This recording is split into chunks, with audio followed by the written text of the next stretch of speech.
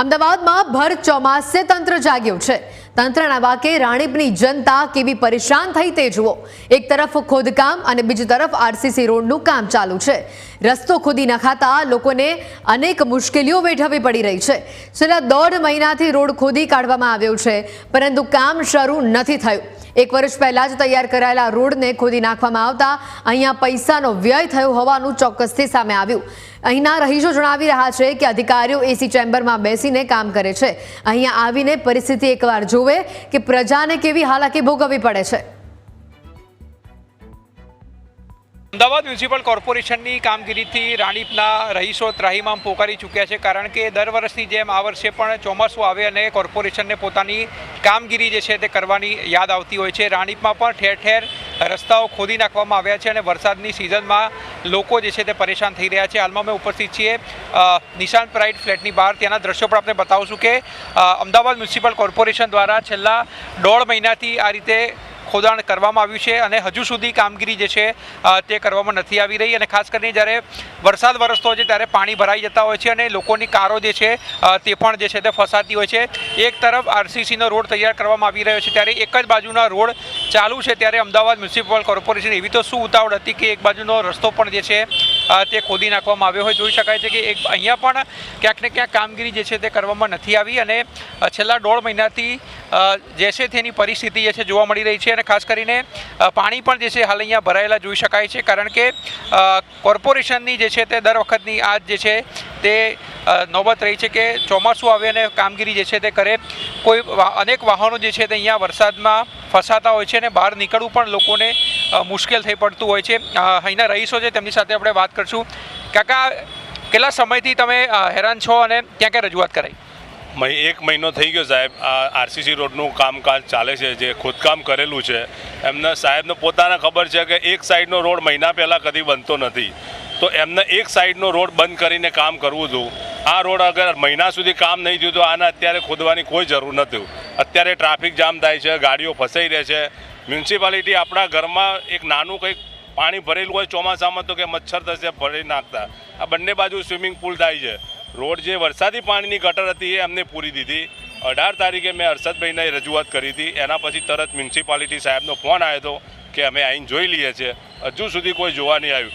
એમને રિક્વેસ્ટ કરી તમે રોડ બનાવો, 6 મહિને બનાવો, ખાડા ના ભરો, પણ કમસે કમ વરસાદી પાણી જવાની તો વ્યવસ્થા કરી આપો, પણ હજુ સુધી કંઈ કામ થયું નથી।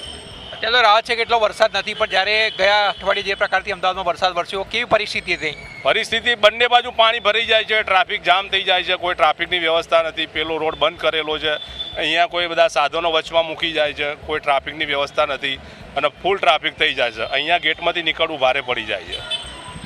શું તકલીફ પડે છે કાકા અહીંયા?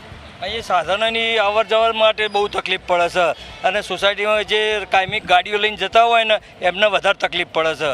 પછી કે જે 4 દિવસ રોડ કરશે અને પછી 10 દાડા પડ્યો રાખશે, એ વધારે પ્રોબ્લેમ છે। અરે આટલાથી રોડ કરવાનું તે 11 દિવસે કર્યો અને આ 4 દિવસથી આટલા સુધી કર્યો અને કાલ કર્યો 15 કર્યો તો 3 દિવસથી પડી 4 દિવસથી પડી રહ્યું। આરસીસી રોડનું કામ પણ ધીમી ગતિએ ચાલી રહ્યું છે? ધીમી ગતિ એટલે બહુ ધીમી ગતિ, જો ગોકળ ગાય જે ચાલે ને એવી રીતે ચાલી રહી છે। ધંધા વ્યવસાયને શું અસર થાય છે અને લોકોને શું પરેશાની થાય છે? આ પ્રકારના ખાબોચિયા ભરાતા હોય, કોર્પોરેશન જો ફ્લેટમાં હોય તો 10-10 હજારનો દંડ કરતી હોય છે, એમના જ કામમાં અને એમના ત્યાં જ આ પ્રકારના ખાડા જ્યારે હોય, પાણી ભરાતા હોય, શું સમસ્યા એક રહીશો? એમના માટે તો કોઈ દંડની કાર્યવાહી છે જ નહીં। એમના સાહેબો બધા ચોખ્ખા જ છે બેઠા બેઠા ઓફિસોમાં। જે અહીંયા દુકાનોવાળા છે એમના ઉપર ફાઇનની નોટિસો આપી જાય, ગંદકીની હાની। આ રોડ પર કેટલી ગંદકી છે એ એમને દેખાતું નહીં કશું એ, બરાબર? પેલું બસ સ્ટેન્ડ કશા કામનું નહીં તો એ લગાવી મૂકી રાખ્યું હોય, કયા કારણથી? આ રોડ પર કોઈ એમટીએસ બસ આવતી જ નથી, તો પહેલાં બસ સ્ટેન્ડ તો હટાવો પહેલાં અહીંથી, તો એટલી જગ્યા છે ટ્રાફિક માટે। ટ્રાફિકનો કોઈ વિચાર કરવી જ નથી આ લોકોને, બસ પોતાનું જ કામ કરવું, પોતાની એસીમાં બેસી રહેવું અને બસ બહાર કંઈ કરવું। આ રોડ બનાવવાનો આપી દો કોન્ટ્રાક્ટ, એટલે પછી પાછળ જોવાય નહીં આવવાનું। અહીંયા કોઈ મ્યુનિસિપાલિટી ઓફિસર આવે તો ખબર પડે નહીં એને। કેટલા સમયથી રોડ બને છે? રોડ તો લગભગ છેલ્લા 4 મહિનાથી બન્યા કરે છે, છેકથી આગળથી ખોદતા આવ્યો છે, પણ આ એડવાન્સમાં ખોદીને ક્યાં કામ કરવાની જરૂર છે? જ્યારે બનાવો ત્યારે ખોદો ને, પણ ત્યારે જીસીબી બોલાવો ને તમે। લોકોને હેરાન કરવાના, ધંધા કરવા, બીજું કંઈ કરવાનું નહીં, કામ કરવાનું નહીં। અને આ મોટી મોટી વિકાસની વાતો કરતા હોય બધા. મોટી મોટી વાતો કરાય છે પરંતુ કામો જે છે થતા નથી. મિત્ર, ક્યાં રહો છો અને શું સમજ 5માં સેક્રેટરી.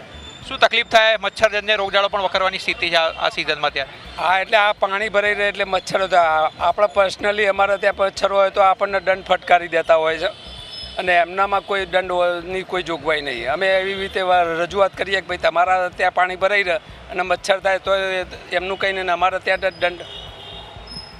એક તરફનો રસ્તો બંધ છે, કેટલી ટ્રાફિકની સમસ્યા થાય? તમને આવવા જવામાં કેટલી તકલીફ પડી રહી? અમારે તો હજી આ એટલા સુધી હવે તકલીફ અમારે ચાલુ થઈ 3-4 દાડાથી ત્યાંથી. પણ મૂળ કામ જ્યાં કરવાનું હોય ત્યાં એના પહેલાં કોતરી નાખે છે. પેલી બાજુનો રોડ કરતા હોય પણ આ બાજુ તો પેવર બ્લોકથી બહુ સરસ રોડ હતો, મસ્ત બ્લોક, અને એ બ્લોક નાખે બી વરસ બી નહીં થયું એમને અને તોડી નાખ્યું છે વહેલા. એટલે સમસ્યા તો ઘણી છે એમ. તો અનેક સમસ્યાઓ જે છે તે જોવા મળી રહી છે. ગોકળ ગતિએ કામ જે ચાલી રહ્યું છે. પેવર બ્લોક જે છે એ નાખવામાં આવ્યા હતા, બ્યુટિફિકેશન પણ કોર્પોરેશન દ્વારા કરવામાં આવ્યું હતું, પરંતુ ક્યાંક ને ક્યાંક ફરીવાર જે છે તે ખોદકામ કરવામાં આવ્યું છે. કોર્પોરેશન હંમેશાથી આદત રહી છે કે એકનું એક કામ 2-2 વાર 5-5 વાર કરવું, જેથી કરીને લોકોને જે છે તે હાલાકી ભોગવવી પડે. એટલે કોર્પોરેશન દ્વારા પણ જે છે તે મંથર ગતિએ કામગીરી ચાલી રહી છે અને લોકોમાં પણ આક્રોશ છે કે ફક્ત કોર્પોરેશન મોટી મોટી વાતો કરે છે અને અધિકારીઓ એસી ચેમ્બરમાં બેઠા જે છે તે આદેશો કરતા હોય છે, પરંતુ નક્કર જે છે તે નિવારણ અહીંયા નથી આવતું અને પ્રજા પરેશાન થઈ રહી છે. કેમેરામેન ઓમ પટેલ સાથે આશુતોષ ઉપાધ્યાય, ન્યૂઝ કેપિટલ, અમદાવાદ.